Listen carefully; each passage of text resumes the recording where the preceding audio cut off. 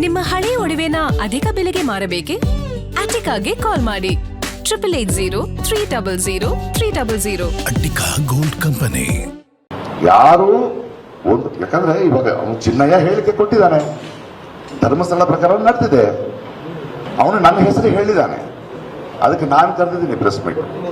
ಯಾಕಂದ್ರೆ ನಾನು ಉತ್ತರಿಸ್ಬೇಕು, ಚಿನ್ನಯ್ಯ ಹೇಳಿದ್ದು ಸರಿನಾ, ಹೇಳಿದ್ದು ನಿಜಾನಾ, ಅದು ಕೊಡಬೇಕು.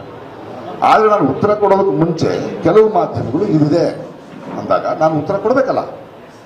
ಆಗ ಕೆಲವು ಮಾಧ್ಯಮಗಳು ಜಾಲತಾಣಗಳಲ್ಲಿ ಅದನ್ನು ತಿರುಚಿ ಇವನು ಹಿಂದೂ ವಿರೋಧಿ, ಇವನು ದ್ವಂದ್ವ ವ್ಯಕ್ತಿತ್ವ.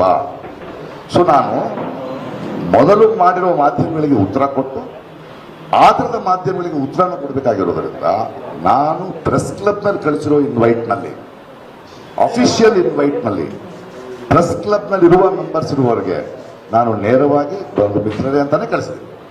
ಆದರೆ ನನ್ನ ಟ್ವಿಟರ್ನಲ್ಲಿ ನನಗೆ ಬೇರೆ ಬೇರೆ ಮಾಧ್ಯಮದವರು ಅಟ್ಯಾಕ್ ಮಾಡ್ತಿರೋದ್ರಿಂದ ಅವ್ರಿಗೂ ಹೇಳ್ತೀನಿ, ನಿಮಗೂ ಬನ್ನಿ, ನೀವು ಬನ್ನಿ ಅಂತ ಅವ್ರು ಹೇಳ್ತೀನಿ. ಇದರಲ್ಲಿ ನಿಮ್ಮನ್ನು ವ್ಯಂಗ್ಯ ಮಾಡೋದು, ಲೇವಡಿ ಮಾಡೋದು ಅಲ್ಲ. ಒಂದು ನಿಮಿಷ ಇರಿ, ಒಂದು ನಿಮಿಷ, ಅದನ್ನೇ ಅಲ್ಲ, ಸ್ಪೆಸಿಫೈ ಅರ್ಥ ಆಗತ್ರಿ ಯಾರು ಏನೇನು ಆಗ್ಬೇಕನ್ನೋದು. ಇರಿ ಇರಿ, ಯಾಕ್ರಿ ನಿಮಗದು? ನೀವಲ್ಲ ತಾನೆ, ಬಿಡಿ ಬಿಡಿ, ನೀವಲ್ಲ ಆದ್ಮೇಲೆ ಬಿಡಿ. ನೀವು ಸುಮ್ಮನೆ ಈ ಕೊಂಕವಲ್ಲ. ಇವಾಗ ವಿಷಯಕ್ಕೆ ಹೋಗೋಣವಾ ಬೇಡ? ವಿಷಯಕ್ಕೆ ಹೋಗೋಣವಾ ಬೇಡವಾ? ನಿಮ್ಮ ಇಷ್ಟ. ನಿಮಗೆ ನಾನು ಕೊಡಬೇಕಾದ ಉತ್ತರ ಕೊಟ್ಟಾಯ್ತು ಅಷ್ಟೇ, ಅದೆಲ್ಲ ಕೊಡಕ್ಕಾಗಲ್ಲ.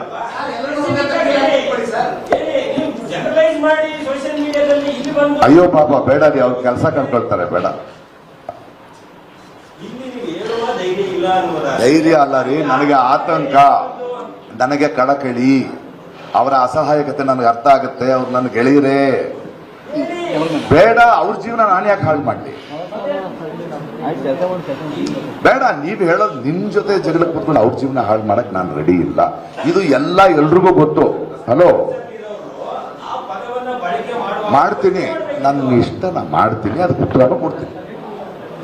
ಮುಗಿಸಿ ಹೋಗ್ತಾ ಹೋಗ್ತಾ ಬರುತ್ತೆ, ಕೇಳಿ, ಬರುತ್ತೆ ಸ್ವಾಮಿ, ಬರುತ್ತೆ ಸ್ವಾಮಿ. ಇದೆಲ್ಲ ಹೇಳ್ಬಾರ್ದು. ನೀವು ಕೇಳ್ದಂಗೆಲ್ಲ ಕೇಳಕ್ಕಾಗಲ್ಲ ಸ್ವಾಮಿ.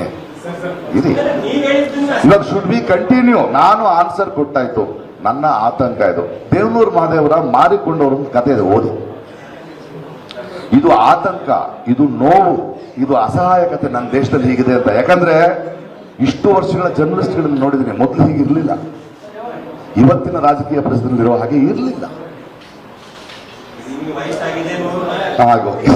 180. ಸರಿ, ನಾನು ಉತ್ತರ ಕೊಟ್ಟಾಯ್ತು. ಇದರಲ್ಲಿ ಏನಾದ್ರು ಡೌಟ್ ಇದ್ರೆ ಕೇಳಿ, ಮುಂದಿನ ಪ್ರಶ್ನೆ ಹೋಗೋಣ. ಚಿನ್ನಯ್ಯನ ಹೇಳಿಕೆಗೆ ಹೋಗೋಣವಾ ಬೇಡವಾ? I have already answered.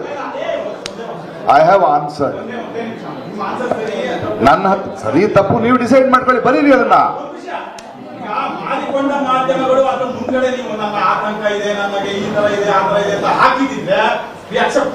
ಅದು ಇಲ್ಲಿ ಹೇಳ್ತೀನಿ, ಇಲ್ಲಿ ಹೇಳ್ತೀನಿ ರೀ. ಏನಾಗುತ್ತೆ ನನಗೆ, ನಿಮ್ಗಿಂತ ನನಗೆ ಚೆನ್ನಾಗಿ ಗೊತ್ತು. ಇವಾಗ ನನ್ನಲ್ಲಿರುವ ಉತ್ತರವನ್ನು ಕೊಟ್ಟಾಗಿದೆ, ನಿಮಗೆ ಸಮಾಧಾನ ಇಲ್ಲದ್ರೆ ನಾನು ಏನ್ ಮಾಡಕ್ಕಾಗಲ್ಲ. ಅದನ್ನೇ ಬರೀರಿ.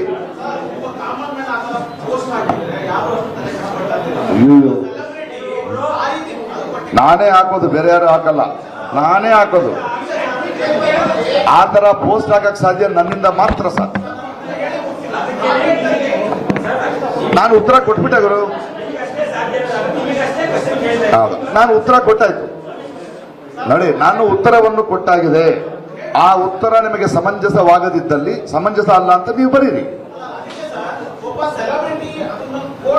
ನನಗೆ ಗೊತ್ತು ನಾನು ಸೆಲೆಬ್ರಿಟಿ ಅಂತ, ಗೊತ್ತಿದ್ದೇ ಆಗಿದ್ದೀನಿ. ಈ ಮಾಧ್ಯಮದ ಮೂಲಕ ನೋಡ್ತಿರುವ ಕರ್ನಾಟಕದ, ಭಾರತ ದೇಶದ ಎಲ್ಲ ಪ್ರಜೆಗಳಿಗೂ ಗೊತ್ತು ಮಾರ್ಕೊಂಡವ್ರು ಯಾರು, ಮಾರೋರು ಯಾರು. ಅವ್ರಿಗೆ ಅರ್ಥ ಆಗಬೇಕು.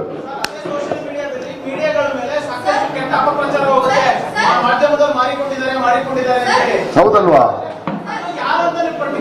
ಅದು ಎಲ್ರಿಗೂ ಗೊತ್ತು. ಒಬ್ಬೊಬ್ಬರು ಪ್ರಶ್ನೆಗೆ ಉತ್ತರ ಕೊಡು. 3-4 ಜನ ಕೇಳಿದ್ರೆ ಕೇಳಿಸಲ್ಲ.